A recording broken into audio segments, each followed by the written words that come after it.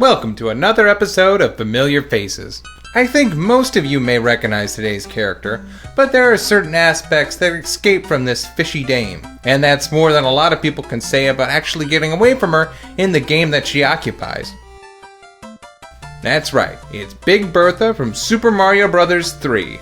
For the rare few that are not familiar with this enemy, to sum it up, she's a giant version of the Cheeps that were originally in the Super Mario Bros. 1 video game. And if you're wondering where they got their name from, it's because when one of them kills you, it's so fucking cheap. Now, I made this particular title card a few weeks earlier and posted it on my DeviantArt, as I sometimes do. And I was just amazed at the response I got. Not the fact that people recognized who Big Bertha was, I knew that was going to happen.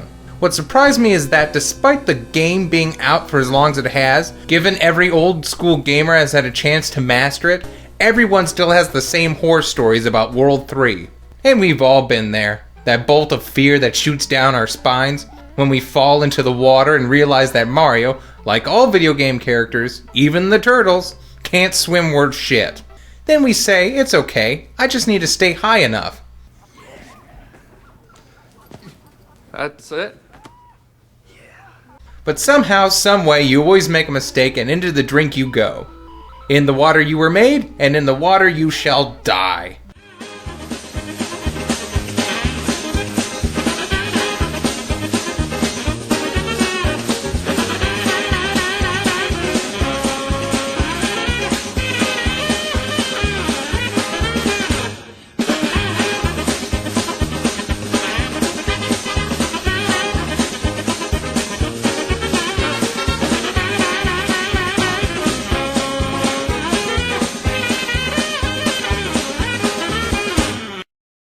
Then she shows up again in a few underwater levels.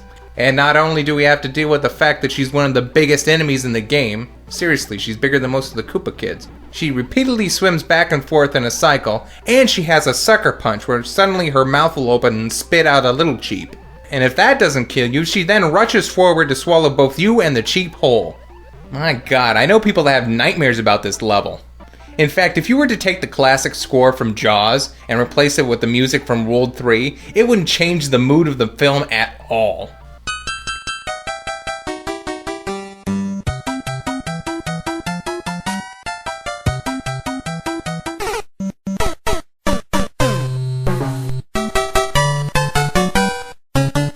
However, unbeknownst to the general public, Big Bertha secretly has a more gentler and lovable side. I remember the first time I saw it.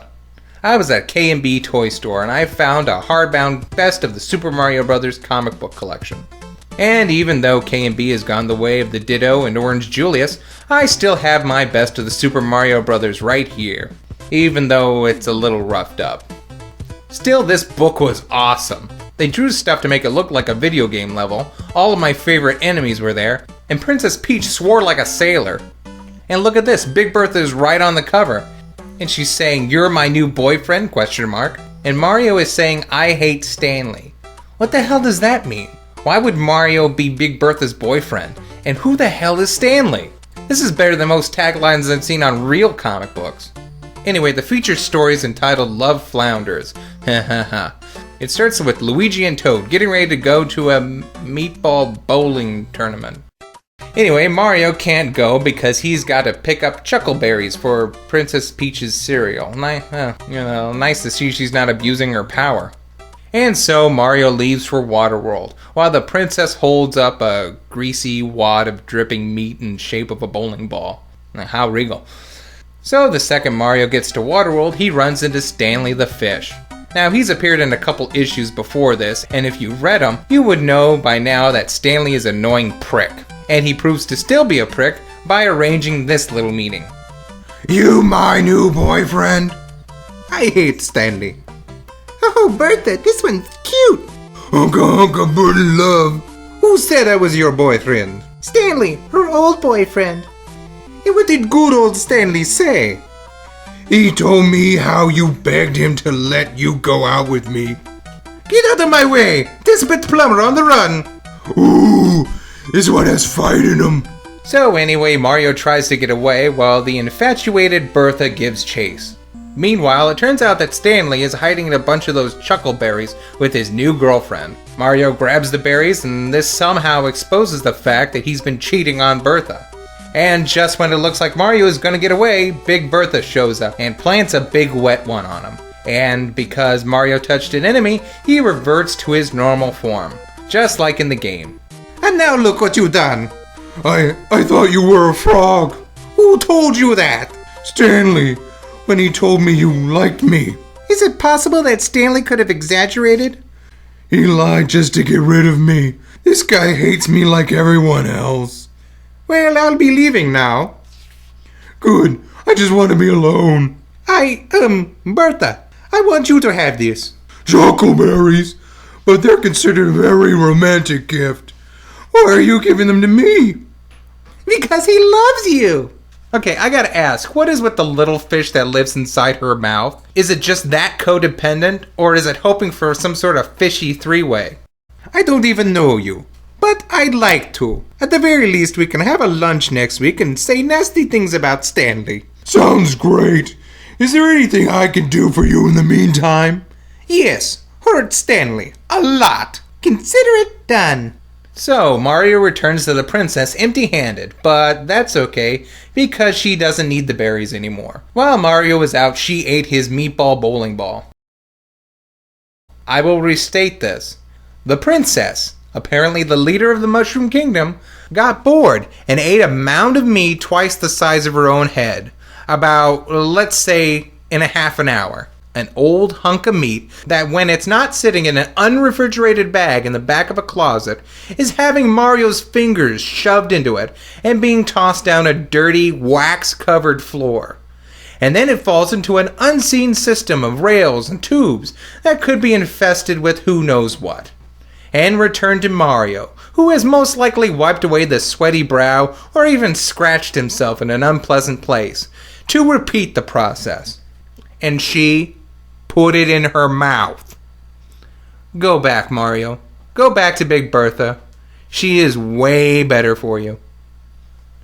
Now, there is one other story in the book that features Big Bertha, and it's actually my favorite one. It starts with Wendy Koopa, one of the Koopa kids, waiting near a pipe. She knows that it's the only exit out of the world, and Mario has to come along sooner or later. So she plans to blast him as soon as he shows up. But Stanley shows up first and starts to flirt with her. She gets pissed at Stanley and goes after him. Then Big Bertha shows up, resulting in probably the best drawing in the whole book. Get your own boyfriend, honey. Yeah, that's right. Stanley is seeing Bertha again. But of course he's flirting with everything else on two... well, you get the point. So the story runs its course with Stanley returning to flirt with Wendy, Wendy trying to kill Stan, Bertha throttling Wendy, and Stan playing dumb to Bertha. Eventually, Mario does show up, but Wendy blows her shot by trying to kill Stanley again. This backfires, of course, and she ends up losing everything. But Mario, realizing that she's met Stanley, offers a sympathetic hand and ear. So that ends the appearances of Big Bertha in the comics, as far as my knowledge goes.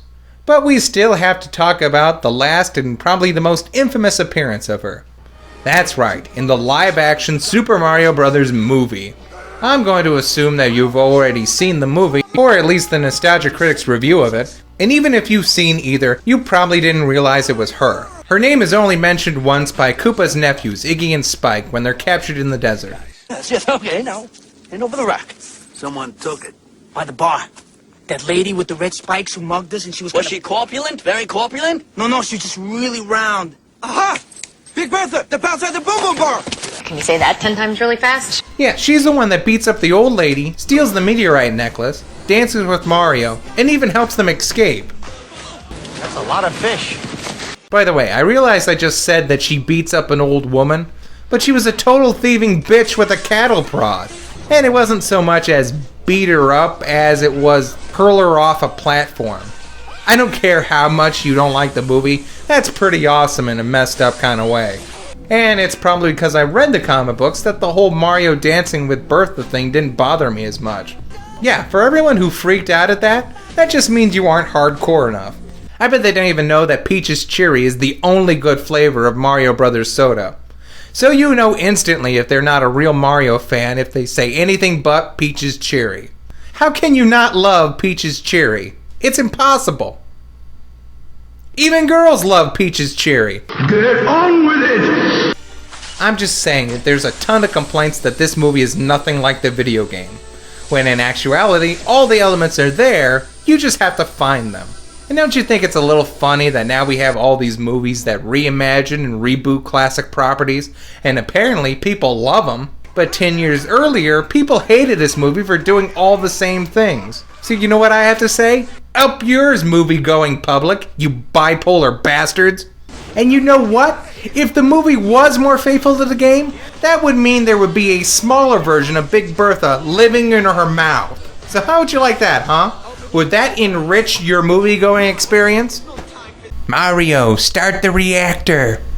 By the way, I also found these pages from an old Super Mario Bros. The movie coloring book. I'd make a joke about it, but I can't stop laughing. My god, the style is a horrible choice. They made a movie that made the Mario Brothers a little hipper, a little darker, but then they got the guy that makes the placemats at Chuck E. Cheese to draw it. Impossible. So in summation, that's Big Bertha. Somehow, she always manages to surprise us wherever she pops up.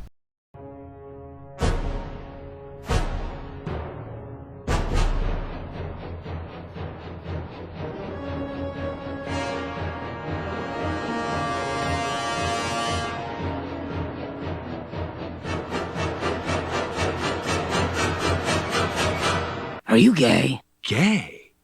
I wish. If I were gay, there'd be no problem. No, what I have is a romantic abnormality.